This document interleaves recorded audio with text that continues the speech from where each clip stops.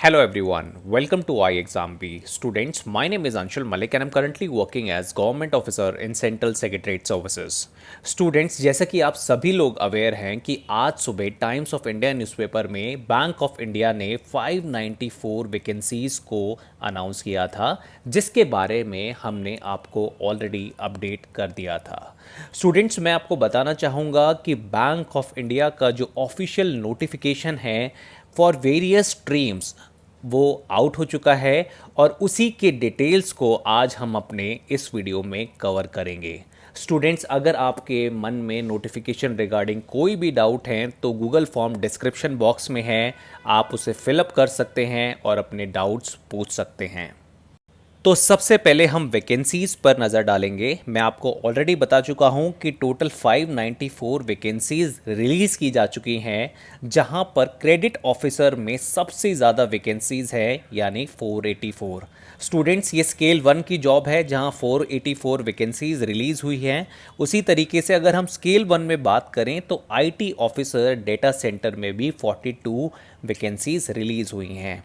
बाकी other fields की बात करें जैसे economist, statistician, risk manager, credit analyst, तो ये स्केल 2 से लेकर स्केल 4 की जॉब है। यहाँ पर आपको वैकेंसीज दिखाई दे रही होंगी। ऑब्वियसली इसमें एक्सपीरियंस की रिक्वायरमेंट होंगी, पर जिसके बारे में मैं आपको आगे की वीडियो में जानकारी दूंगा। उसी तरीके से टेक अप्रेजल में भी 9 वैकेंसीज हैं जो आपको मालूम होनी चाहिए। इनकी एलिजिबिलिटी क्या है, क्या क्राइटेरिया है इनको अप्लाई करने का, हम आगे की वीडियो में डिस्कस करेंगे।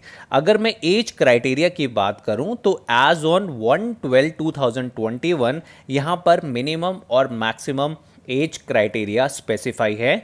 तो अगर आप जिस भी पोस्ट के लिए एलिजिबल हैं तो यहाँ से आप अपना रिस्पेक्टिव एज क्राइटेरिया देख सकते हैं। मैं आपको बताना चाहूँगा कि क्रेडिट ऑफिसर एक ऐसी जॉब है स्केल 1 में जहाँ पर कोई एक्सपीरियंस रिक्वायर नहीं है। तो बहुत सारे स्टूडेंट्स यहाँ पर ऐसे होंगे जो क्रेडिट ऑफिसर के लिए अप्लाई करेंगे और इसकी अगर एज रिक्वायरमेंट की बात करें तो 20 से 30 ईयर्स होगी।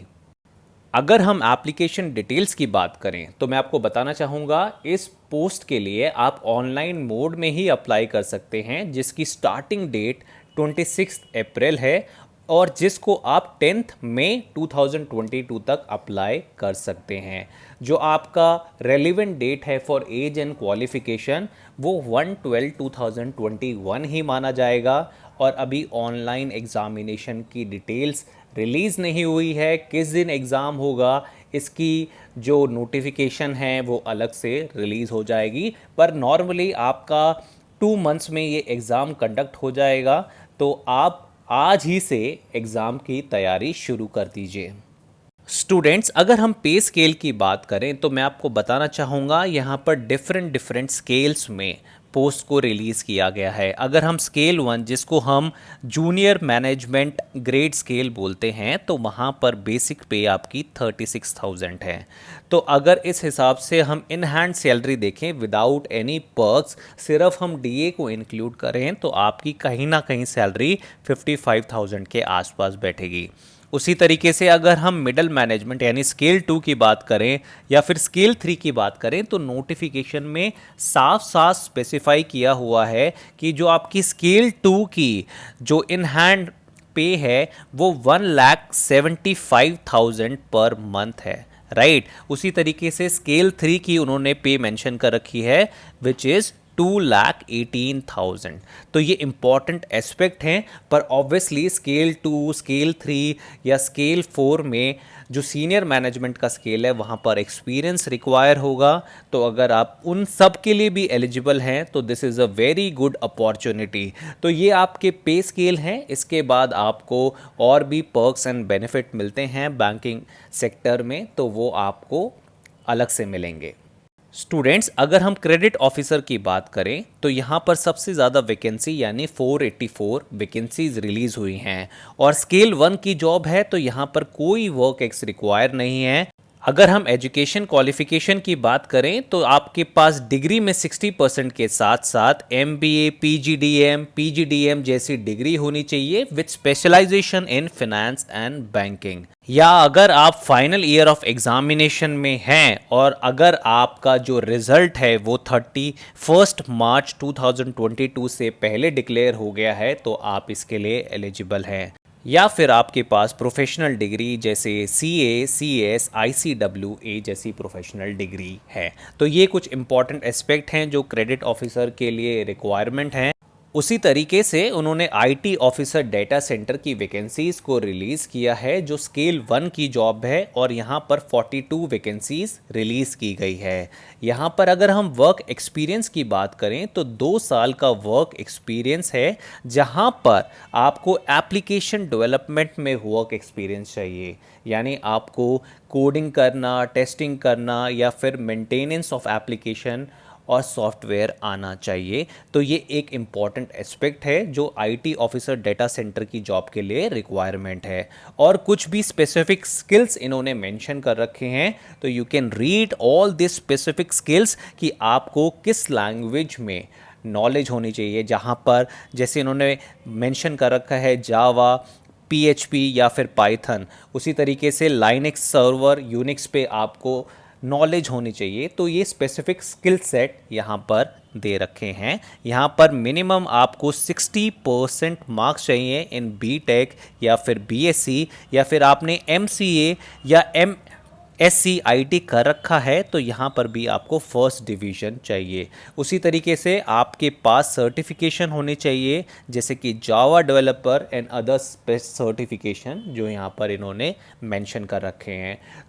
उसी तरीके से अगर इकोनॉमिस्ट और स्टैटिस्टिशियन की बात करें जो स्किल 2 की जॉब है तो यहाँ पर आपको 4 साल का एक्सपीरियंस चाहिए। तो ये एक इम्पॉर्टेंट एस्पेक्ट है। अगर आप 4 साल के एक्सपीरियंस होल्डर हैं तभी आप इन जॉब्स के लिए अप्लाई कर सकते हैं। और यहाँ पर इकोनॉमिस्ट में आपको post graduation degree in economics चाहिए और यहाँ पर आपको फुल टाइम मास्टर या फिर post graduation degree in statistics चाहिए।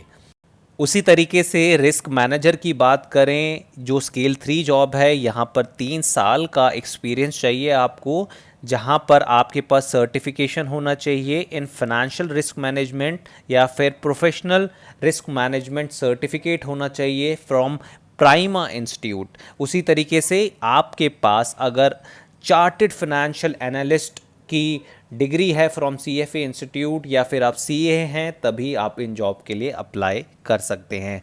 क्रेडिट एनालिस्ट में आप बताना चाहूँगा 53 वैकेंसीज़ हैं जो स्केल 4 की जॉब है और यहाँ पर 10 साल का एक्सपीरियंस आपको चाहिए।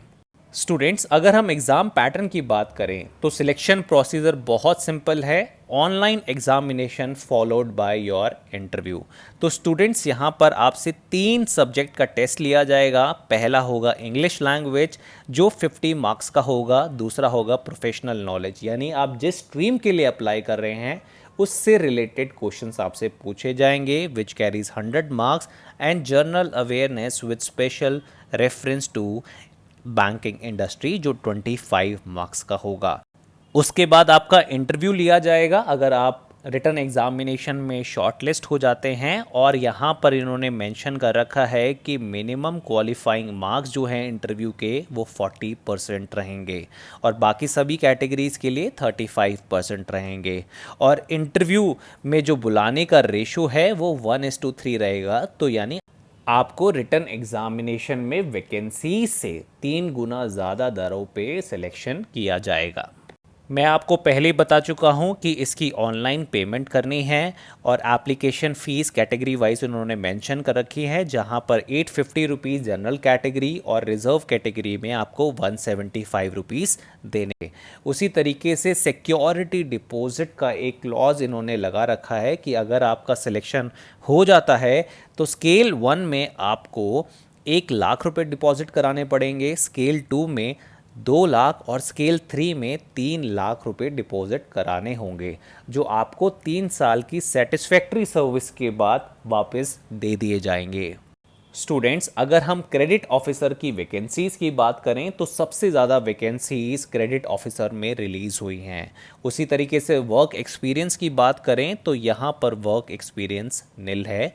If you want to prepare dedicatedly for credit officer तो आप आई एग्ज़ाम भी ऑनलाइन कोर्स को ज्वाइन कर सकते हैं, जहां पर आपको daily live sessions, video lesson, study notes, practice questions, mock test दिए जाएंगे और साथ ही साथ इंटरव्यू एंड ग्रुप डिस्कशन की भी पूरी नॉलेज दी जाएगी।